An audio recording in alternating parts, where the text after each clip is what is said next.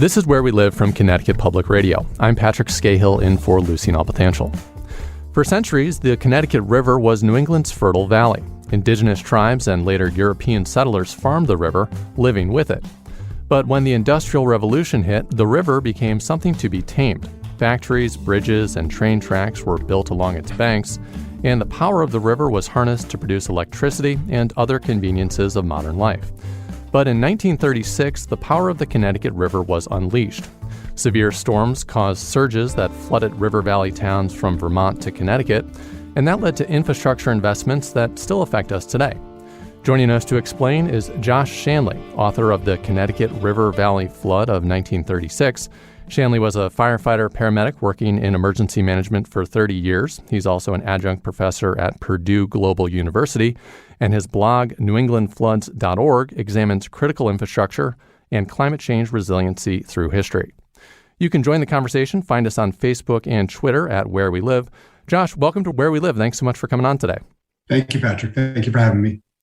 So for starters, I guess prime us a little bit about the weather that led up to the flood of 1936. This happened in March of that year, and my understanding it was that it came sort of on the heels of a really, really cold winter, even by New England standards.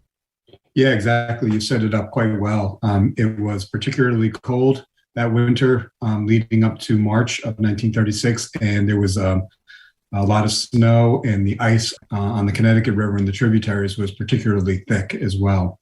So essentially on March 12th, 1936, it began to rain, and it did not stop for 10 days, back-to-back storms. And just to be clear, this was a much larger event than just impacting the Connecticut River Valley. This impacted the entire Northeast region from Maine all the way through New York, and even a good part of the Mid-Atlantic region out through Ohio, Pittsburgh, down to West Virginia. So this was a large event. The center of it parked itself over at the head of the Connecticut River between Vermont, New Hampshire, and the Canadian border. There was nowhere for the water to absorb into the soil, and it just flooded the river and the tributaries, and the ice started to break up. This was not an unusual event in that it was a spring freshet. What was unusual and ended up causing a lot of the damage was two back-to-back events, and the fact that the water had nowhere to go except into the river. And so, Josh, we spoke a little bit in the intro about this shift during the Industrial Revolution where a lot of this area was built up with stuff that was really, really non-porous, buildings, infrastructure, things like that. So I guess maybe walk us through that a little bit, sort of what infrastructure was on the banks of the river leading up to this flood, and sort of what did that mean for impacts when the water went over the riverbanks? Sure. So for thousands of years, about 6,000 years, there were tribes of indigenous peoples, dozens of them up and down the river. And they lived and farmed up and down the river and on the tributaries. That was just, how people survived. After Europeans began to move in and come up the Connecticut River with the Dutch first around Hartford, and then with the English coming from Plymouth and the Mass colony, they also fell into that same rhythm, living along the river and just farming. I mean, that's why the Connecticut River was such an important fertile area. The river would rise, it would fertilize the soil, the river would recede, and people would grow crops there. By the time canals were starting to build late 1795 into the 1820s, then industrialization started to creep in.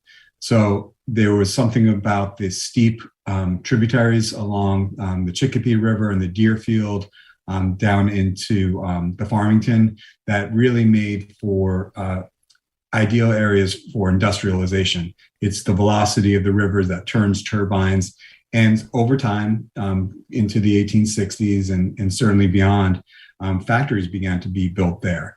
And there was this, if you followed some of the literature, there was a shift in the way the river was categorized, or characterized rather, in terms of living with the river and then putting the river to work.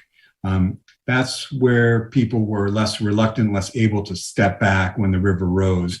And that's when damage started to become much more common and make a bigger impact. So Josh, you're describing this scenario, really cold winter, you have frozen ground, you have riverbanks that in many ways are very, very developed during the Industrial Revolution. When the rain starts falling in earnest on March 9th in 1936, one of the things that really stuck out to me was reading this book. I guess it's obvious, but it wasn't obvious to me. People didn't have weather forecasts back then, right? So they, the rain starts and they don't really know kind of what's going to happen here. So when the rain starts falling, I guess take the story from there. Sure. So the rain starts falling, and again, this is a spring freshet. This happens year to year, and so people were used to it. At this point in 1936, again, this is the middle of the Great Depression. People are there's a lot of poverty. People are living very close to the river. The river's rising. It's cold in March in New England. I don't have to tell anyone who's listening to this. It's in the 30s. The forecast and the current says dark, cold, and rainy for about that whole period of time in March. So the river begins to rise, and people expect this. They step back. The factories often close. The basements of the factories close. There's a lot of damage. The rain stops for about a day, and people take a breath. They think the water is going to recede, the ice is going to break up, and if you look at the headlines, there's almost a sense of optimism or just getting back to normal for about a day or two, and then it starts to rain again. And the rivers are already swollen, and they come up so quickly, and the damage is just devastating. The Connecticut River came up, the tributaries were raging and just tearing away anything along the shores, roads, rails, buildings, factories, homes, everything just got washed right into the river. One of the primary resources that really stuck out to me among the many that you gathered while you were working on this book, Connecticut River Valley Flood of 1936, Josh, is all the photos that you have. And it's one thing to describe the scope of the damage, but when you look at some of these photos, I mean, they're stunning. There are large parts of urban areas here in Connecticut that are just underwater. You have pictures of people just sort of gathering on the shores of where there's floods, just kind of looking stunned. And I wonder, just as you were doing your research, how did those pictures speak to you, and how did they really put personal faces on this really catastrophic event? Sure. The common theme, the Connecticut River, as most people probably have some sense of at this point, goes 400 miles. From the Canadian border down to Long Island Sound, and then the tributaries on top of that. A lot of the devastation was done on the tributaries. So up in Massachusetts with the Millers River, the Green River in through Greenfield. And as I was going through and pulling these photos, as you mentioned, there are just one image after another of people being lined up, crowded on these street corners, just staring into this cold water that's inundated their homes on Main Street. So they're left with no homes, they're left with no businesses, there's no work, probably no food. The devastation was just catastrophic. I should also say that this particular event, especially as the second storm started to roll in, was really well covered by the press because there was a lead time for this. So the newspapers had time to get to locations where they were anticipating the worst damage would be. Up on the Vernon Dam at the Northampton or the Massachusetts-Vermont border, they were anticipating a dam was going to break on the Connecticut River. So there were a lot of reporters there. There were 3 bridges in Montague that people were expecting to fail, and they did. And at the website, I actually have film those bridges failing, 3 bridges in a row, which is very unusual for 1936 to have moving pictures. Mm-hmm. So it was that lead time that allowed people to get prepared and to position themselves in these high impact areas. And I think that's why I was able to get my hands on so many fantastic and just images that tell stories that speak volumes. We're speaking with Josh Shanley, author of the Connecticut River Valley Flood of 1936. Josh, another primary source in your book that on the surface would not stand out to me as being terribly dynamic is Contact, which is the trade journal of the New England Power Association. So that sounds really boring to me, but I'll say the stories that are in this that you pull from about the 1936 flood are just absolutely mind-boggling. You mentioned the Vernon Dam up in Brattleboro, Vermont. This is described, I think, in Contact as sort of the most critical battle of the flood. Can you quickly tell the story of the Vernon Dam and why that was so critical, not only to that community, that piece of infrastructure stayed in place, but to communities downstream from it as well? Yeah, there are a lot of fantastic stories in the Contact magazine. This journal reads like a screenplay, like a Hollywood screenplay. Someone could, I could see all sorts of action stars, where they're fighting the rising river. Because at that point, the river has risen and there's a crew of men holding that dam. They see it as part of their duty to maintain not only the structure of the dam, because if it fails, everything downstream is going to be lost. And that begins in Greenfield, Mass, down to Northampton, through Hartford and Middletown, and everything in between would have been washed away. So they are in there trying to maintain these floodgates and allow water to pass through without losing the structure of the dam. At the same time, this is a hydroelectric dam, and they are also trying to make sure that the power continues to be delivered. This was relatively new technology at the time, and power lines stretched from the turbines in the dam out through Tewksbury, Mass. And they took those roles very seriously. They were at points stringing high lines across the river to get across to repair power lines that had gone down in the middle of this raging storm. Water was breaking through the windows, and there are quite a few photos in the book of what it looked like from the actual deck, looking out straight onto the water as the water rose. Just tremendous amount of pressure that these men worked under. Yeah, I mean, it really is just an incredible story. And there's other stories, throughout this book too, Josh, that really just are very, very visually stunning. I mean, there are instances where the river is getting clogged up with some of the frozen ice, and that's causing these sort of temporary dams that are causing local flooding. People are getting into planes and dropping bombs to break up the ice. Is that correct? Dynamite, technically. Dynamite. Yes. Okay. Yeah. Apparently, that was not too unusual. That again, these freshets would occur on a regular basis, and chunks of ice would break from the riverbed or from the surface of the river, and they would float downstream, and they would create these dams, these ice dams.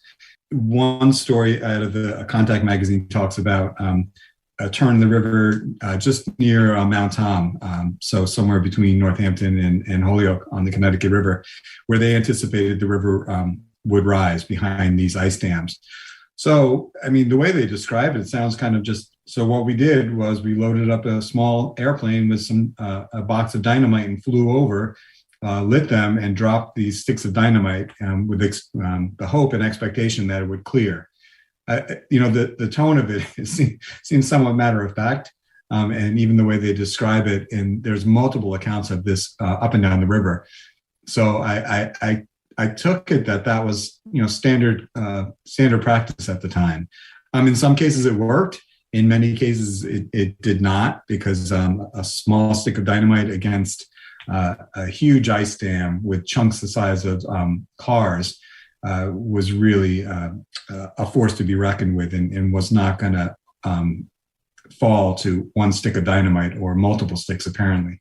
So the water would continue to rise until the pressure pushed them, and then the ice dams would crack, the way they describe them in these articles, like lightning, and echo off the hills. So I can only imagine what that sounded like, but vivid accounts of what that sounded, how that resonated up and down the valley. There were also cases where bridges were getting dislodged because of the washout and then were later, I guess, downstream getting stuck, or maybe they were getting stuck after they broke. They were causing local flooding, and people are, setting these bridges on fire in an attempt to kind of release them. In my head, I'm envisioning a flaming bridge missile coming down the river if I'm downstream, and that being bad. But can you just very briefly talk about some of the stories you saw there when people were doing that? Sure, that's definitely a bad day. So two stories. In Montague, those three bridges at the confluence of the Connecticut and the Millers River fail, and a massive timber bridge, a double-decker bridge, fails and floats down into the Connecticut River intact. About a 750-foot long timber missile floats down the Connecticut River and takes out another massive bridge in Sunderland on the Connecticut River. So there was 5 bridges in very short order that failed around March 20. But yeah, the story you're referencing is on the Cold River up in Coleraine, which is tributary to the Deerfield, and then goes into the Connecticut River in Western Mass. As the water would build behind these smaller tributaries, the velocity would just be too much, and those bridges would create dams themselves because the water would build up behind them. So people in the towns around Hawley and Coleraine decided that they were going to push the small covered bridges off their moorings and allow them to go downstream. Well, in one case, they couldn't free the dam from the shore, so someone had the brilliant idea of lighting the bridge on fire, and with I suppose the expectation that the bridge would collapse. But what happened was the bridge caught on fire and then gave way from the shore and went floating downstream like a fiery torpedo. And there's a story in Contact magazine of some of the workers in the dams along the Deerfield River who, again, are trying to maintain the integrity of the structure and keep the turbines working. And they look upstream, and sure enough, there's a fiery torpedo coming right down on them. And they decided that was enough for them, and they bailed. That would have been around Shelburne Falls, that area.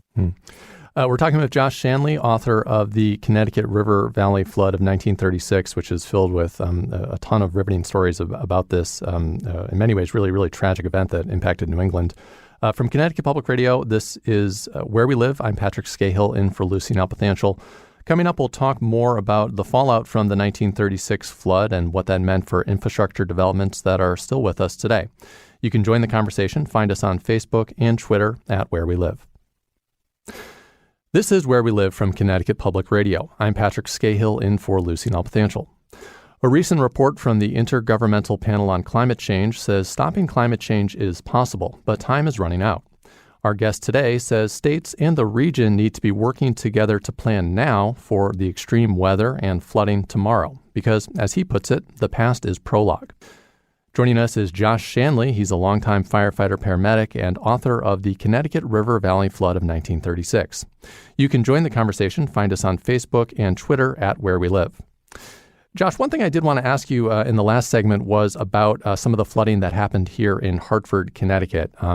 People who've lived in the city for a while might know a bit about the Hog River.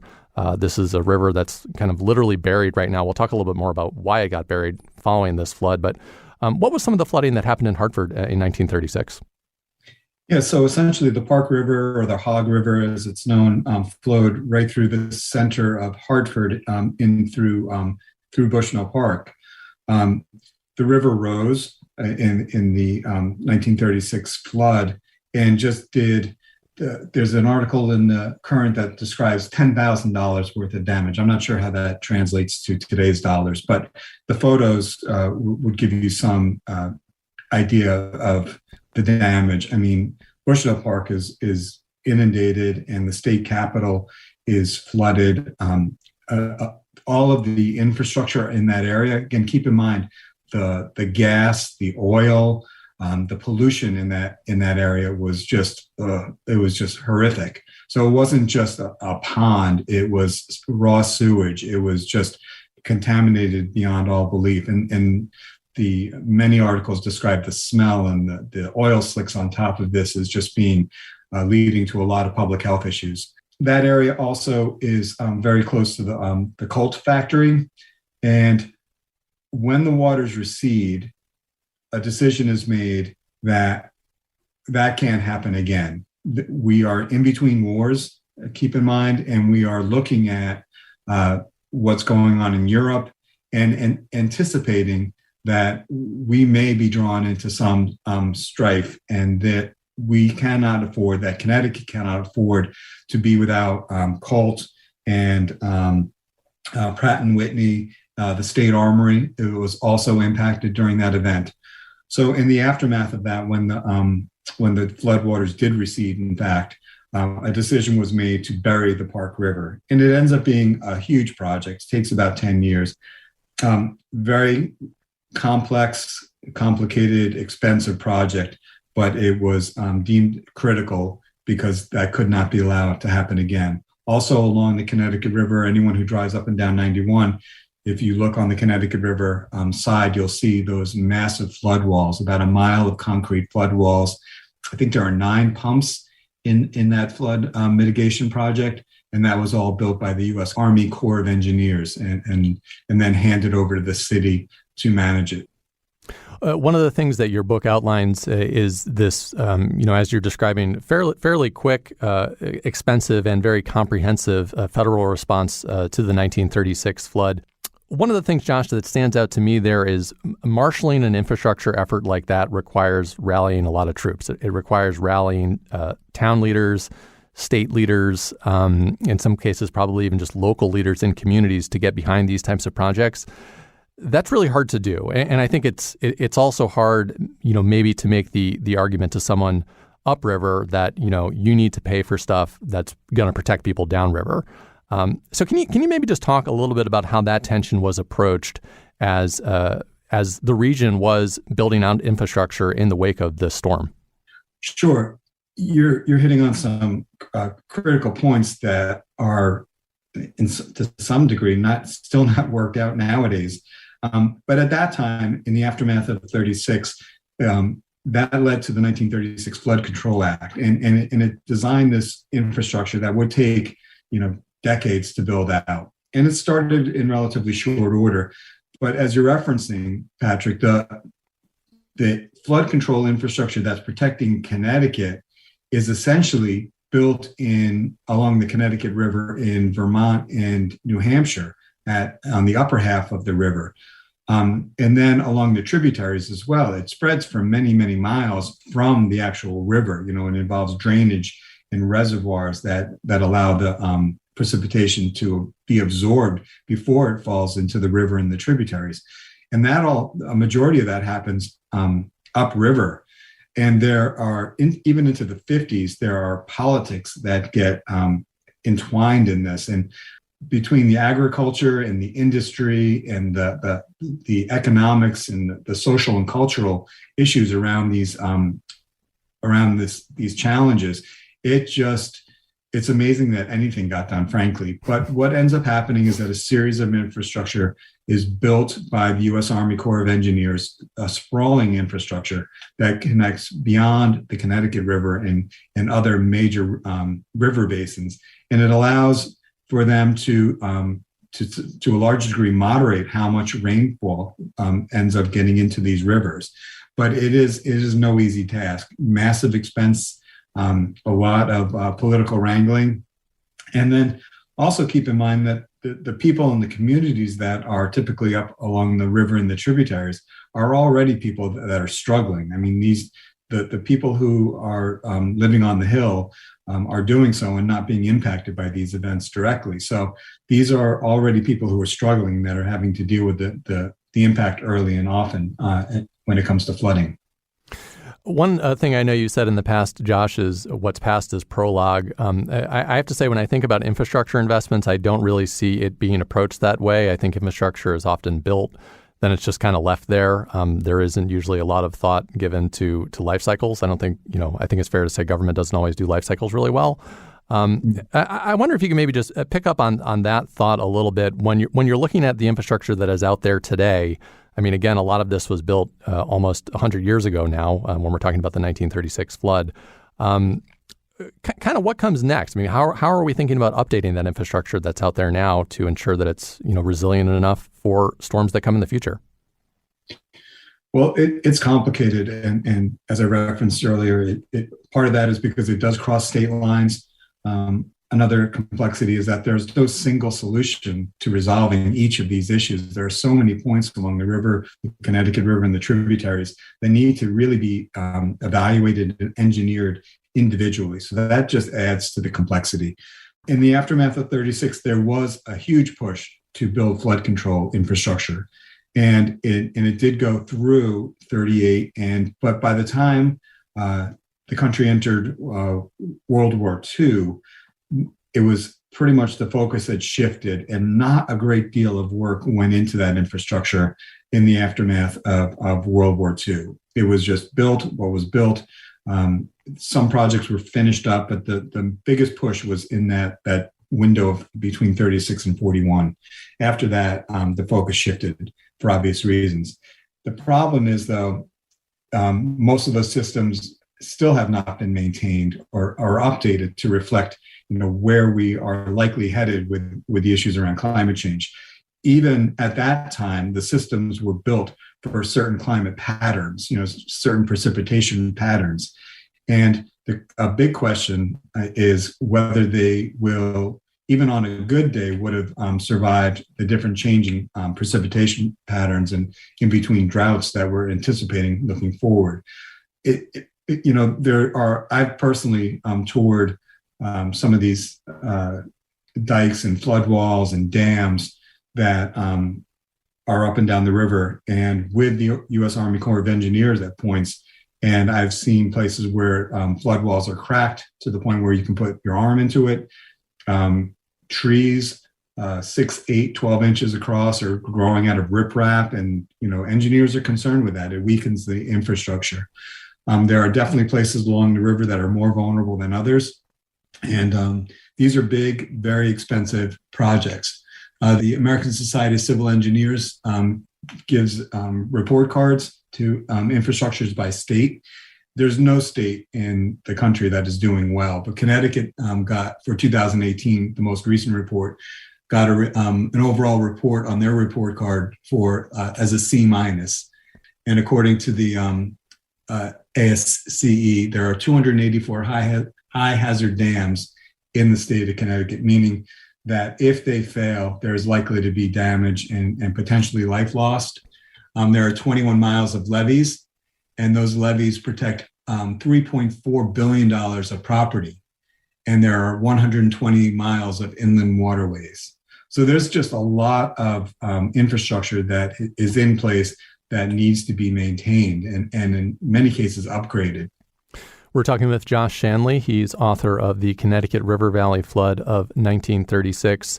And yeah, there's a lot of infrastructure that is out there, Josh. There's a lot of built infrastructure that is out there, the dams, the dikes, the levees, the things that we can put up. Another approach to this, that works in some cases, not all, is nature-based solutions. That's sort of, leveraging things in the environment to maybe mitigate some local flooding. I wonder if you can maybe talk a little bit about that. And I understand you've looked a little bit at how this has been approached in Hawley, Massachusetts. Is that right? Yeah. So I've been involved in emergency management for a long time. And when I first got started, the approach to infrastructure into flood mitigation was on, the term we used was hardening.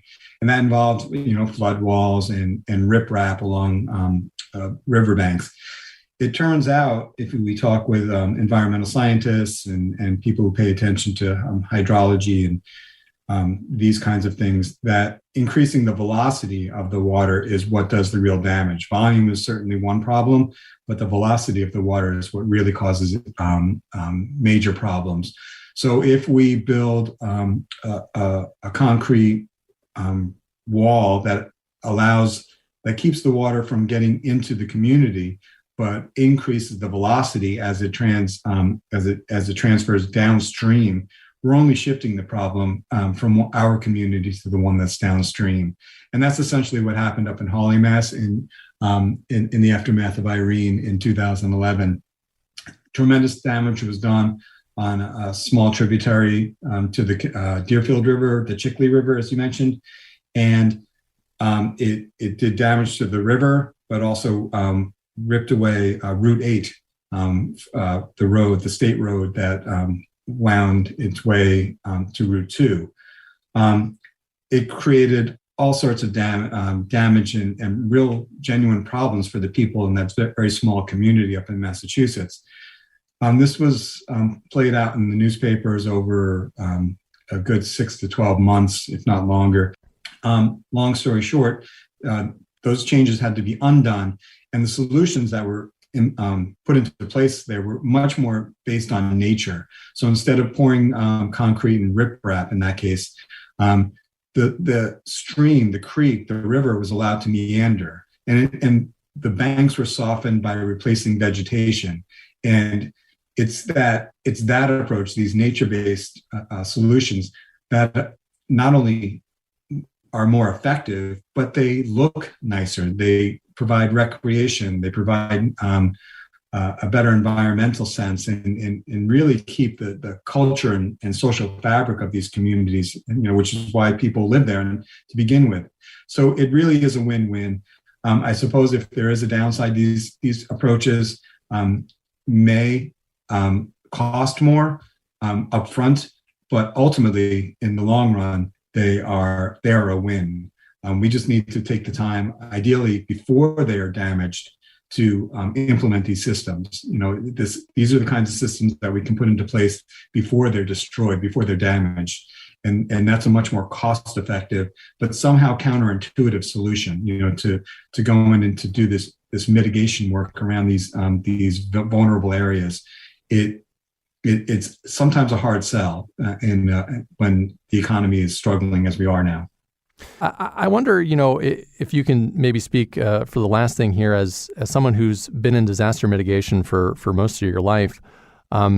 When you're looking at those photos, when you're looking at all these documents about the 1936 flood, I mean, you must be thinking about, well, what's next for us here, and what are your concerns there when you think about, what's next for the next storm for us? Yeah, I'm concerned, frankly. Most of my career has been not dealing with disaster mitigation, but response. I grew up in New York, and I had the opportunity to be at the Trade Center for 5 days in the aftermath of in 2001. But I also was there in 93 when the Trade Center was bombed the first time. That's been my role as a responder. Now, I suppose I'm getting older and retired and looking at different ways to manage this besides response. I want to get ahead of these issues. And I think that mitigation and adaptation are the way that we need to get to deal with these issues. I've got on my wall a phrase that I think I came up with. The easiest disaster to manage is the one we don't have to respond to. If we can build systems that will not prevent, we can't prevent bad weather from happening. That's a different conversation. But if we can mitigate, if we can build resiliency into these systems, that's going to allow these systems to absorb these impacts and allow us to recover much more efficiently and quickly and less expensively, frankly. I mean, it's a win-win. Less lives will be impacted for longer periods of time. We can get back to our normal daily business, and the economy can continue to thrive along with every other social and cultural reason that we have our communities. But building these systems that are more resilient, that recognize the current threat looking forward instead of the previous threats looking backwards, is the way we have to approach these issues. Josh Shanley is author of Connecticut River Valley Flood of 1936. Josh, thanks so much for coming on today and sharing your thoughts and all the great work that you did in your book. Thanks, Patrick. Thank you so much for having me. Appreciate it. From Connecticut Public Radio, this is Where We Live. I'm Patrick Scahill in for Lucy Nalpathanchel. Coming up, we check in with the City of Groton about flood planning underway in the face of projected sea level rise. You can join the conversation. Find us on Facebook and Twitter at Where We Live.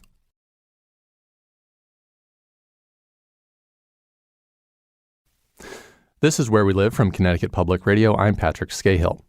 While the Connecticut River Valley is vulnerable to extreme flooding, there are some efforts underway to address coastal flooding in Connecticut. In Groton, a 2011 study warned that climate change could lead to coastal flooding, loss of wetlands, and sewer overflows. And municipal leaders are planning for 20 inches of sea level rise by 2050. In densely populated areas of Groton City, located along the inlet of the Thames River, a community resilience plan is being developed to combat climate change. It involves several nature-based ideas. Joining us is Cierra Patrick. She's Economic Development Specialist for the City of Groton. Cierra, thanks so much for coming on Where We Live. Thank you for having me today. So as we said, Groton is developing this community resilience plan. I guess for starters, just why was this plan needed? Back in 2019, the community updated the Plan of Conservation and Development. And at that time, the Planning and Zoning Commission is the group that puts together that plan. They identified coastal flooding and vulnerabilities as things that the city needed to further assess and develop an understanding of so that we can better prepare ourselves for the future. And so from that document, staff has been working to just fulfill that goal. We've applied for a National Fish and Wildlife Foundation grant to conduct the plan. We've worked with the Nature Conservancy to just do some community engagement. We've also collaborated with the Connecticut Deep to further that community engagement to really start to develop an understanding of our vulnerabilities here and getting the community involved in the discussion. And so this plan was previewed, I believe, last month in March. I guess maybe when you're talking about those vulnerabilities, what are some of the solutions that are being discussed to address those vulnerabilities right now? And I understand, too, there's been some particular emphasis on nature-based solutions to address some of these climate change threats. Yes. So back in March, we're working with SLR Consultings to develop the community resiliency plan, and they conducted a full and very thorough risk assessment of the city of Groton. It broke up the community into like 6 different sections and identified vulnerabilities such as urban heat islands, areas of coastal flooding, and just high winds and different elements of just the geography and of the land and things that we could start to look at. And so some examples of areas are, for like instance, we have Washington Park here. It is an open space. It has a lot of amenities, whether it's basketball courts, tennis courts, baseball fields, workout station. It has a lot of amenities in the facility, but it doesn't have very many trees to offer shading. We do have a lot of concerts there in the summertime. So to identify an urban heat island, and then also looking at the use of the space and the community desire to utilize that space as kind of just taking that challenge, but also bringing in like that more plants and more design to kind of make that space a little bit more comfortable and enjoyable for all.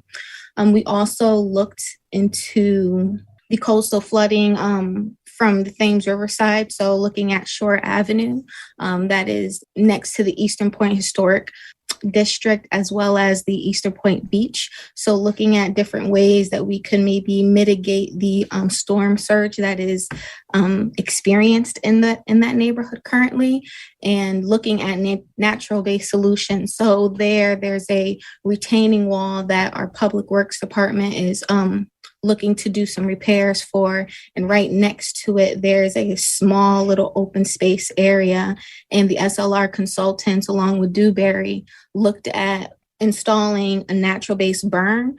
That way, if the storm surge were to come over the wall, that landscaping is there to absorb that water and prevent it from getting into the residential neighborhoods that are either abutting it or right across the street from that location. Again, this plan is specific to Groton City. This is a densely populated area. It's flanked on the south, as you were saying, by Long Island Sound.